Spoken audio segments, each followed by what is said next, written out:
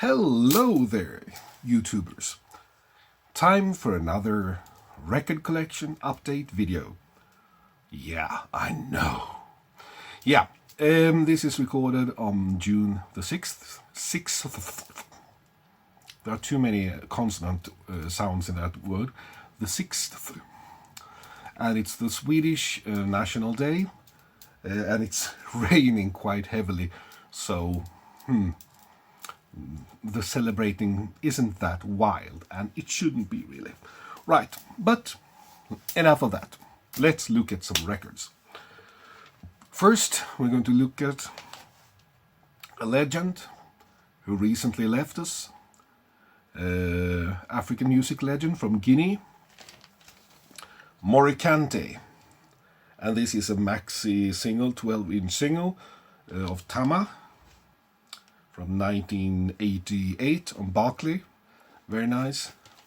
I remember back in the 80s and 90s, his music was quite often played here in Swedish radio, believe it or not. And I liked his very nice, light, high-pitched voice. Joyful music, and rest in peace. Very sad to hear that he had to leave us. Over to somebody that or a group that I've been listening a lot to lately, and they've been around for as long as I can remember, but it's the last 2 years or so I've actually started listening even more to them. I'm talking about the disco act Eruption, and especially the two first albums with the singer Precious Wilson. And this is the second album that I've looked for a long time. I actually thought I already had it, but I didn't. So I've been actively trying to get hold of it, and it wasn't that as easy as I thought. So I thought I would find it in my first search, but I had to look around quite a bit. And this is Leave a Light, and it contains perhaps their second hit. Their first hit was I Can't Stand the Rain, and this is with One Way Ticket, which probably is their most famous hit. And you can find lovely clips of this recording online on YouTube. It's a joy both to watch and to listen to. And if you don't want to dance when you hear this music, then you're probably dead. Sad to tell you that. Right, lovely Precious. My Precious. Okay, let's move on. Well, here we have a compilation disc from Charlie with the Sounds of Sun.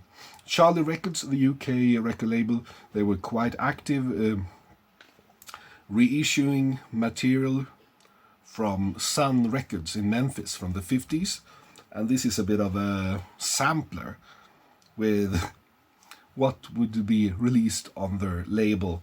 It contains many of their most famous tracks. Well, we got Carl Perkins, Blue Suede Shoes, I Walk the Line, Johnny Cash, Ooby Dooby with Roy Orbison, a whole lot of shaking going on.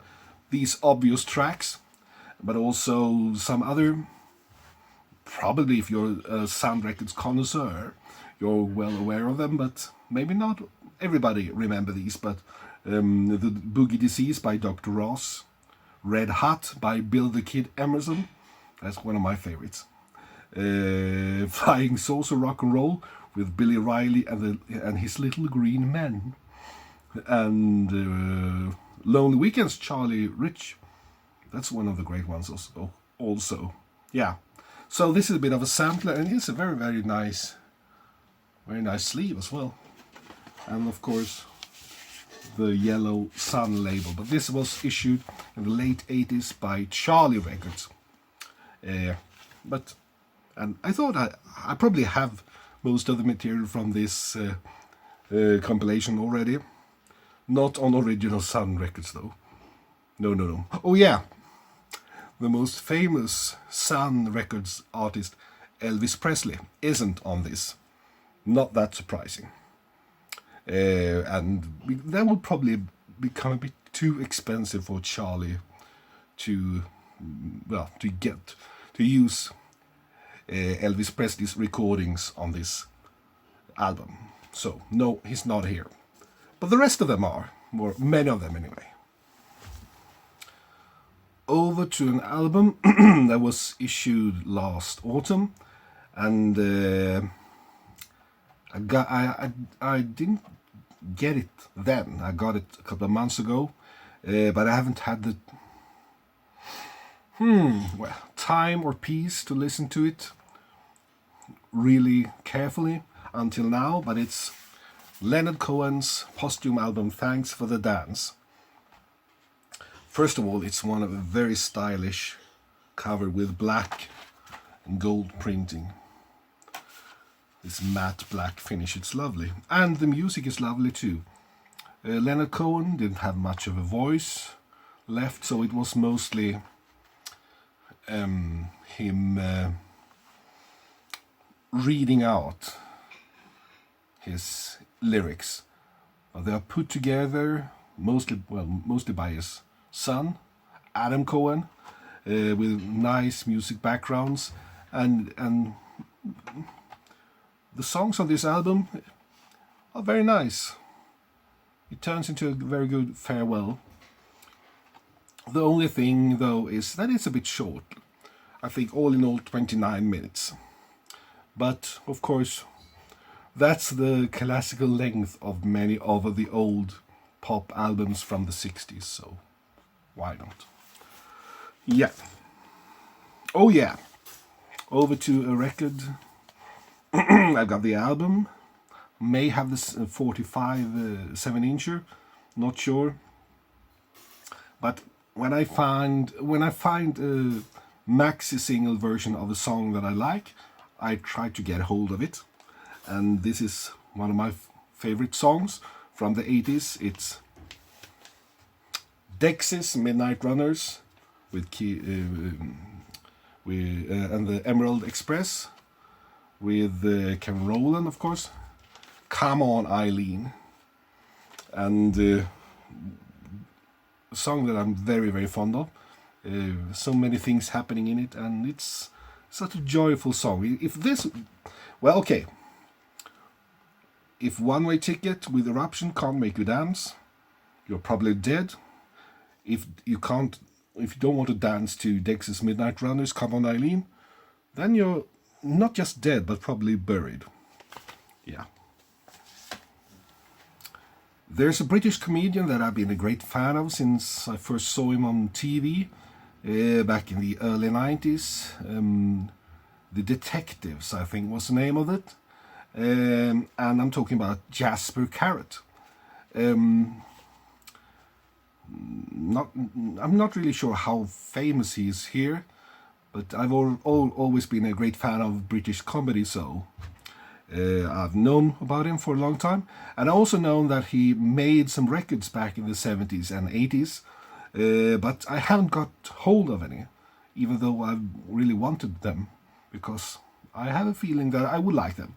But now I finally got my first Jasper Carrott album, and it is Beat the Carrot, and recorded live at the London Palladium. It's from 1981, I think. Yeah, great fun. I hope to find more, because I'm a great fan of Jasper Carrott. I think it's hilarious.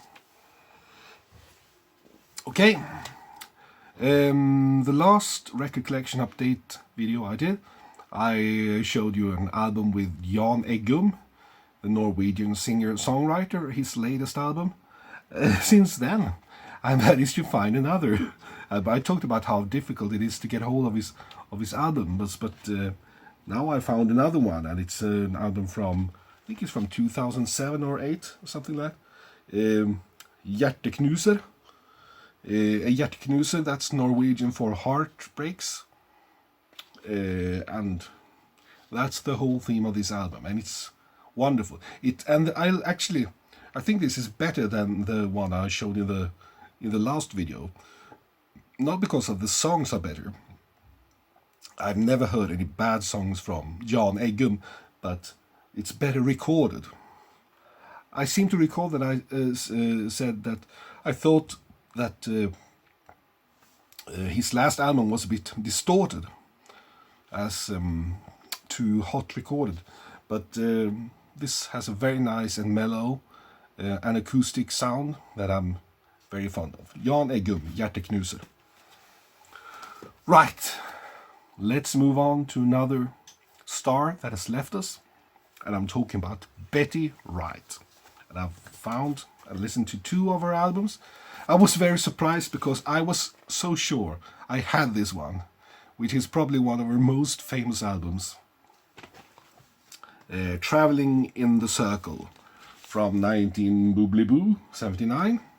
I was quite sure I already had this, because it's one of those famous album covers from the late 70s of the disco era. I didn't have it, but I got it, of course, and it's wonderful. She was amazing voice, amazing singer, and on this live album that was recorded in 78, but this is a Belgian issue from 1985, she shows also that she has a good sense of humor when she talks to the audience. It's really funny.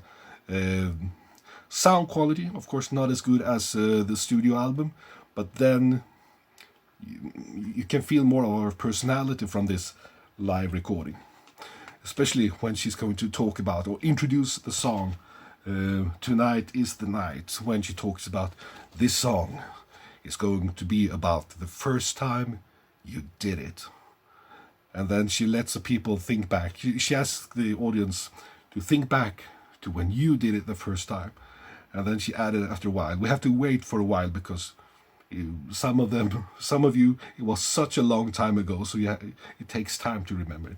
And something like that, which was hilarious. This is another, a real classic, really, from the 60s, early 60s, where there were new dances introduced all the time. They got the twist, they have the mashed potatoes, they had the bird, they had the this, they had the that, and the bird, I'm not sure, that dance hasn't really survived. I don't know what that looked like, but there was a great song with the singer Dee Dee Sharp called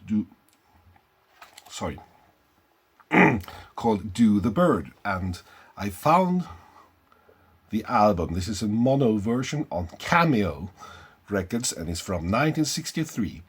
Dee Dee Sharp also had a hit with I Will Follow Him. And on this album, she sings loads of hit songs, hits made more famous by others, like Rockin' Robin, He's So Fine, Reet Petite, from Jackie Wilson, and so on. So, but still, never mind. It's fun to find these really, really old American albums from the time, and it's in great condition. And Dee Dee Sharp was really, really active in these early years, in the early 60s. She made loads of albums in a couple of few years before it all more or less faded out. I don't know if she left the industry totally, but I think she is still alive. I might be wrong, but but great fun. It's an album that makes you happy, and you want to do the bird. However you do that, maybe no, nothing like that. Okay, let's move on. I've been talking quite a lot about the singer and artist P.P. Arnold in earlier videos, and I had totally missed that she made a comeback album, or her second album. I think it's her second album last year, in late 2019. I mean, we talk a lot about her album from 1968, which is, many view it as one of the really truly great soul albums and a wonderful debut and everything. But then she more or less disappeared. But generation after generation have found her old recordings and praised them. Oh, they are so good. She was amazing. And she was. Well, now we find out.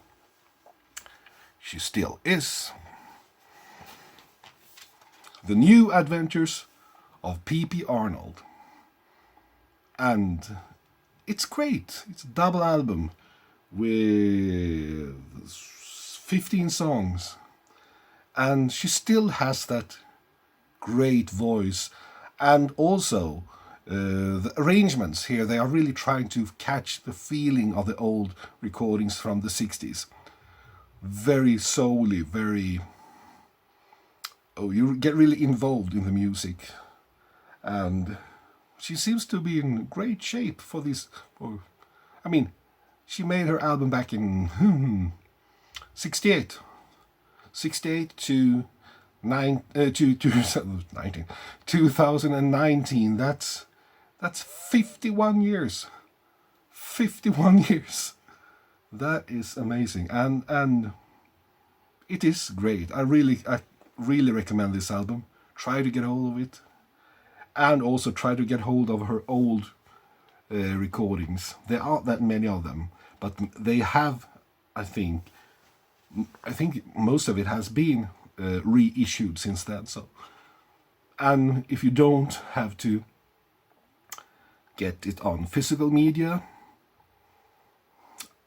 as most of you, well, I'm sure you can stream it as well.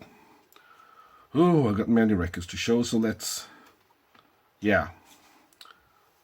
zoom past a couple of more in a fast way. Yeah, I talked to you earlier about the fact that I'm very fond of getting some of my favorite tracks on maxi singles, for those that were issued of the maxi single, the 12-inch single era, and I found Melba Moore. This is it, her greatest hit, probably. This is the recording from 1976 on Buddha Records, but this is the original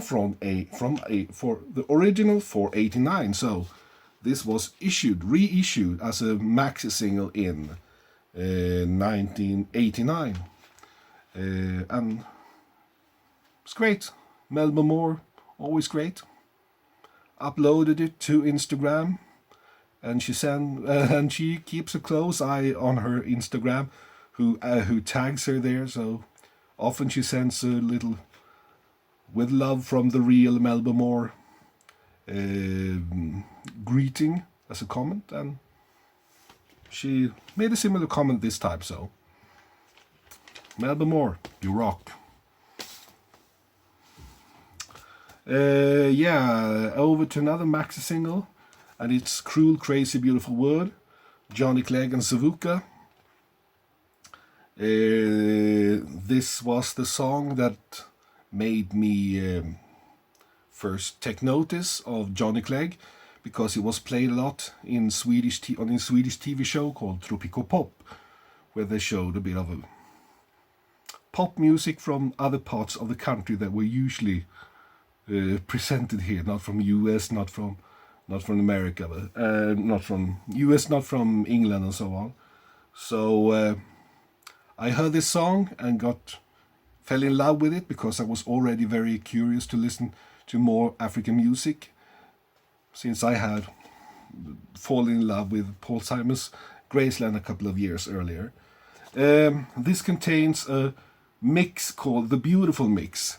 That is a very long mix, but I think that was quite bad, because they removed all the African elements, more or less, and made into some sort of straight rock song dance number that was really, really boring, to be quite honest.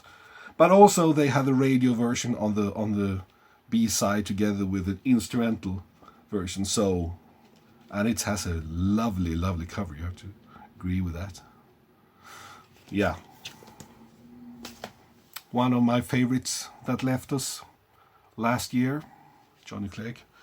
Okay, and then we have We have a compilation album with Nancy Sinatra, her most famous songs, with a little help from her friends, because we got Lee Hazelwood, Dean Martin and Frank Sinatra on it as well. And, well, Nancy, great singer and hot singer. And this is a great compilation album, contains her most famous tracks and top quality. And then we have an album with The Ventures, and I'm not a super big fan of The Ventures, but this album I like this quite a lot. Not because of the girl on the sleeve, of course that's nice too, but more because this is a reissue of an album they made for the Japanese market, if I'm correctly informed. And this is a reissue of that, and it contains mostly Japanese compositions, and the compositions are very nice. I'm fond of Japanese pop music. They have the same kind of melancholic,